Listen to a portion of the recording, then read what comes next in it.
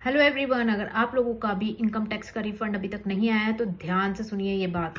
मेरे कुछ क्लाइंट्स हैं जो मुझसे पूछते हैं कि मैम, डिपार्टमेंट के पास क्या कोई ड्यू डेट नहीं होती रिटर्न प्रोसेस करने की या रिफंड इशू करने की? हमें तो बड़ी दे रखी है आईटीआर की ड्यू डेट्स एंड ऑल।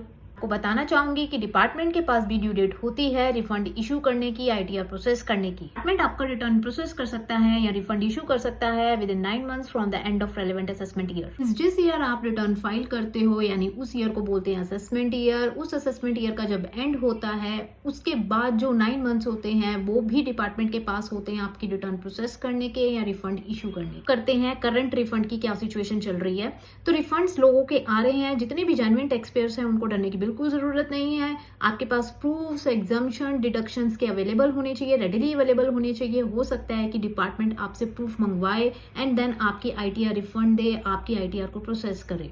मेरे भी कुछ क्लाइंट्स हैं जिनके रिफंड्स जो हैं वो इशू हो चुके हैं। उनके प्रूफ्स, डिडक्शंस, एग्जाम्पशंस के हमारे पास रेडिली अवेलेबल थे। अगर डिपार्टमेंट हमसे मांगता तो हम लोग दे ही देते उनको।